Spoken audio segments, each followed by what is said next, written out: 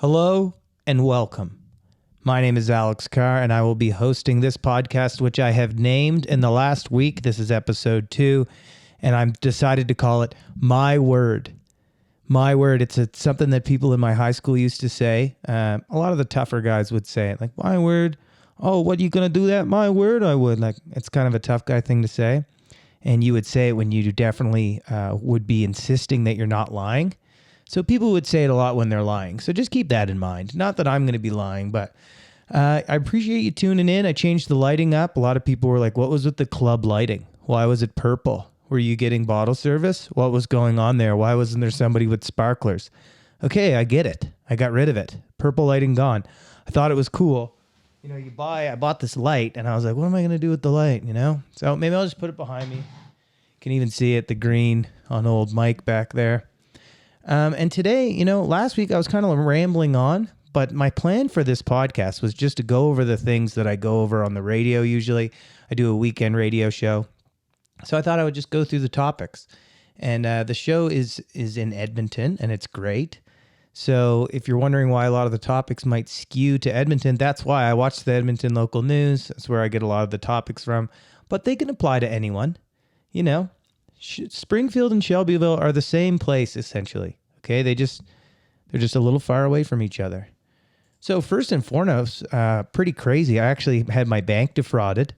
Woke up the other day and I opened my bank app for another reason altogether, and I see that somebody's been taking out $99. Boom, boom. They got me 4 times. So almost $400.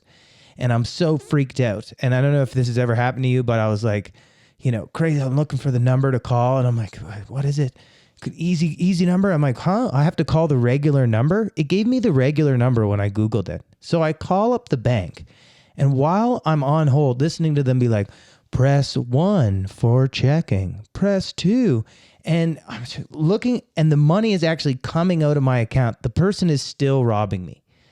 So while waiting for them to come on, it's one thing to hear the press 1 for checking and that, but then they start going on and on with their deals. Like, ask about our easy banking transactions, program. And all you have to, and it's like, what the hell is going on? I'm being robbed while it's happening. It was so frustrating. Imagine a bank robbery and the person's like, put all the money in the bag. And the bank teller just stops and like, let me tell you about our interest-free savings account first. Hold on, sir. I know you're upset. And that was me just getting robbed. So I don't know what's going to happen. Apparently you get a refund. Somebody in South Carolina got me for $400, which definitely sucks. Part of me feels like I deserve it though, because I've always joked about how awesome the Nigerian prince scam is. And I know that it's mostly seniors that get, screwed over on that. And I do feel bad for them. But the Nigerian prince scam is amazing. If you don't know, it's this scam where they tell you that they're a prince and that they need to give you need to give them a little bit of money so that they can get a whole bunch of money out of the bank, and then they're going to give a bunch of it to you.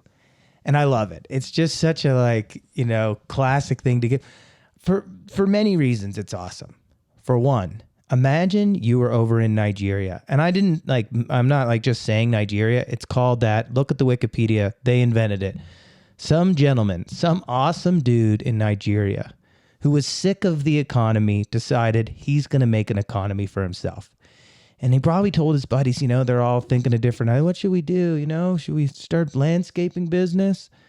And this guy was like, you know what? I think I'm just going to tell people that I'm a prince and then tell them to give me money. And everyone, they mocked him. Let's say his name was Mike. They were like, Mike, you idiot. Why would someone give a prince money? Who would be so stupid to give a prince money? He's like, I'll just tell them I need a little bit of money to get a whole bunch of money.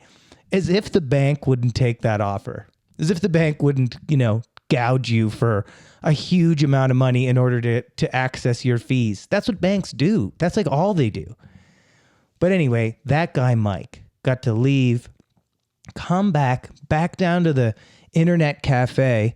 And they were all like, what's with the suit? Where did you get all the dough? And he's like, oh yeah, my prince scam is working. It would be like discovering oil underneath the ground. And then telling everyone hey, tell you guys, get on the net. These North Americans will give money to anyone They think that they're being chosen to be rich, and it works. And it worked for years. And I've always thought it was awesome until I was being scammed. And then I was furious and I was like, oh my God, these thieving scammers.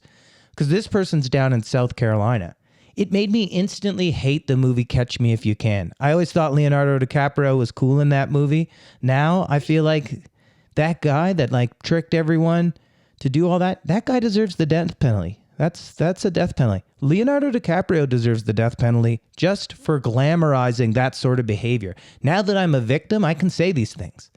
Leo deserves to be locked up, at the very least. So yeah, that was kind of a tough part of the week. I'll keep you posted. You know, episode 3 of My Word, you could find out if I got my money back or what happens. And it's at a bad time. Reading this week, we'll get into the topics now. So food prices have gone way up. Pretty crazy. Tomatoes have gone up 28%, which is wild. You know, that's a big jump at the worst time possible. And I never understood. There's so many weird things at the grocery store. I was looking these prices up. Like a yam costs $4.28, but you can get a whole bag of yam fries for $2.99. And I know that obviously they put stuff on it so that the expiry date is longer, and that's why the price is affected by that. But then you walk down one more aisle, and there's this mystery yellow goop called Cheese Whiz, which never goes bad. You could probably bring it to Mars and back, and it would be fine. And that stuff is super expensive. So I don't know what's going on at the old grocery store. Up in the prices, definitely not cool, but made the topic list for this week. What else? The rover touchdown, pretty crazy. A rover up on Mars. And, you know, I was watching it, and it is cool. It's very cool. You know, they have audio and video. But the movies have really sort of set me up to want more. I want more than this. I want a little piece of bacteria to be brought back, burst through a glove, kill Ryan Reynolds. That's what I want. I was just watching the footage thinking, how great would it be just for the next report that they get just says unknown laser zaps rover. Wouldn't that be awesome? We could skip boring old rocks. You know, we scooped up some rocks. Guess what? They're rocks. We got some dirt. So boring. I mean, it's not boring because it's space, but whatever. It would be great for it to get the laser. Now, this is a cool story up in Edmonton right now. So wild. There's this priest, a pastor, I should say. Be correct here. Let's be factual. A pastor that keeps opening his church. And then they were like, look, dude, we're going to put you in jail. Well, we're going to throw you in the old clink in the box if you don't follow the rules. He went back. He did it again. So they put him in, as of right now, this guy, a pastor, is in jail right now up in Edmonton. And, you know, I was thinking this guy, he's got God on his side, right? And he's like, you know what, I'm just going to open. And I'm not going to argue about whether or not he should. It's not, you know, but it reminded me, if you've ever gone skiing and you've gone to a double black diamond and you weren't really ready for it, that's this pastor right now. Because you make your way over and you're like, I can do this. This pastor was like, you know what? I'm righteous. I am righteous with this. And then you get to the edge of that hill as he starts to realize, wait a second. And I've looked down and thought, what am I doing? What am I doing? I'm not a professional skier. This isn't me. I'm on the side of a mountain. This is dangerous enough as it is. That's that pastor as he gets marched into the old clink thinking, wait a second. Okay, so you guys really are going to hold me in here. But, you know, good for him. We'll see. Maybe he should have went online, but maybe not. There's this big Van Gogh exhibit coming to town. Pretty cool. It's like floor-to-ceiling Van Gogh paintings. He's an old painter. And it got me thinking about Van Gogh. I mean, he's pretty cool and all. But is there any expiration date on canceling? Because I'm sure that a guy that old, think about all the really old people. Van Gogh died in 1890. We still celebrate his art. Aren't we like just sort of like one Wikipedia article away from finding out that he said and thought the worst possible things? Like, the Queen deserves to take the countries. The Queen should have your country. That's what she's for. Of course the world's flat. Look outside. And these are the ones that are acceptable to say. You know, the real stuff that he probably said. And I thought, you know, is there an expiration date on canceling? Just a thought, just a weird thought. Do you have to be around? Do we have to know what you look like? Because I don't know what Van Gogh looks like. I just picture that face. I have no idea. Is that what it is? How does it work? How do you figure out who gets canceled and who doesn't? But also, even though he probably did say some horrible things, the exhibit looks really cool. Floor to ceiling screens with the paintings on there. I was thinking it'll give adults the feeling that toddlers have when they hold an iPad right up to their face, and they just it looks like they're having a good time. That's going to be us at the Van Gogh exhibit, or protesting it. I don't know. That's up to you. What else here? There's a study came out, and experts are encouraging people to do a fake commute. So if you're like having fatigue from being at home too much, you should fake your commute by going for a run around the block or a bike ride. Oh, come on, experts. For one, their reasoning was so weird. They're like, well, what happens is people end up working for an extra hour and they don't take the breaks. Experts, you really think people are taking breaks when they're working from home? Everyone I know that works from home, works from the bathtub. I know people that just lay on the floor all day and they have to answer an email every once in a while. And that's about it. So no, they're not taking the breaks, experts. I don't know what goes on in your science labs, but people are taking their breaks. But also, what are you talking about? Fake your commute. A real commute? Nobody misses those sort of... A jog around the block is not what people do to get to work. If I was missing that, I need people cutting me off. I need people yelling back, what are you doing? Out of the lane, out! You need to be upset. I used to drive home every day, and there's this lane that continues on after you merge, but people would stop because it kind of looks like you have to stop, but you don't.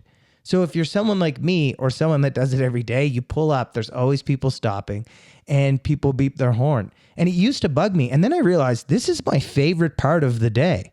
My favorite part of the day is getting off work, getting to this exit, and getting this feeling of superiority as it's you don't know that the lane continues, beep. And it's all of my own, doubt and insecurity about the decisions I've made in life and where I am in life. And none of it matters at that moment because I know that the lane continues and you don't, sir. Bah!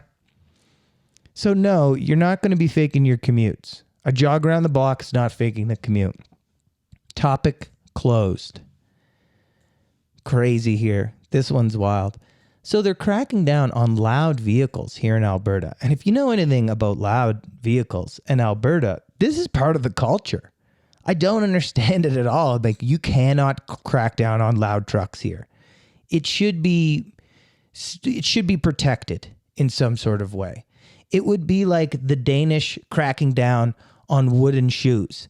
And everyone's just what about our clogs? And it's just no, this is wrong. It is wrong. That being said, I have lived on a busy street and hated the sound, but that's what you put up with when you live here. There's one other subject that is the best one basically of the day. And it is about the federal government here in Canada is going to legalize single game betting. And if you are a gambler, I like to gamble, single game betting is awesome. And this is a telltale sign, something that you should keep in mind next time you're thinking that the old government has your back. And I don't want to be a guy yelling at the clouds here, but the rule right now in Canada is that the only entity you're allowed to take bets from is the government. Okay, so the government is Joe Pesci from Casino. They're the bookie. That's the government. And the government has this rule where you can only bet 3 games at once, a 3-game parlay, ProLine, Sports Select. Those are the different names. The reason that they let you only bet 3 games at once is for your own good. Now, if you know anything about gambling, picking 3 games is much harder than picking 1. So the way the government has it set up right now is that you can bet. Gambling is okay, but you have to lose, and you have to lose your money to the government. It is the most absurd thing. And whenever they're like, this is for your own protection, these are the sort of things that I think of. I'm like, yeah, like the 3-game parlay was for my own protection. Like screwing me over. It's like telling, like a boxing match. And they're like, look, boxing's dangerous. So what we're going to do is tape your arms to your body and just pummel you in the face for every time. That's what's dangerous, is for you to throw punches. You can take punches. We just can't have you winning. We can't have you winning. And to me, Joe Pesci, the way that the Joe Pesci is in the movie Casino, we all remember the scene with the pen. The scene with the pen is horrible. Joe Pesci just stabbing the guy in the neck with the pen. The neck stabbing of the pen for the government, to me, is them telling me that it's for my own good. Like, you got to lose for your own good. It's for your own good. You cannot bet one game. You might win, and you might actually get to keep some money you thought you were laying down. You're picking up. It's wild stuff. You got a better chance of having a Nigerian prince send you money in order to release a bigger amount of money than you do winning a 3-game parlay. That's just a fact. I have a better chance of the person in South Carolina that stole my $400 calling me up and being like, Alex, I'm going to give it back to you. I'm sorry, dude. I'm sorry. Your pin was just too easy to guess. And it was easy. Oh, that's the most shameful part. And then you talk to the bank and they ask you, they're like, hey, is your pin easy to guess? And I was like, no, it's easy to guess. It was easy. No wonder he got it. But yeah, this single game betting, I'm excited. I hope we can do it. And just keep that in mind. Look up the laws. It's pretty insane. It doesn't make any sense. But here we are. And I think that's it. I didn't use any other sound effects that I was going to use. But I covered all the subjects. And I really appreciate you listening. The people that gave me advice. I was hoping for 10 views on the previous one.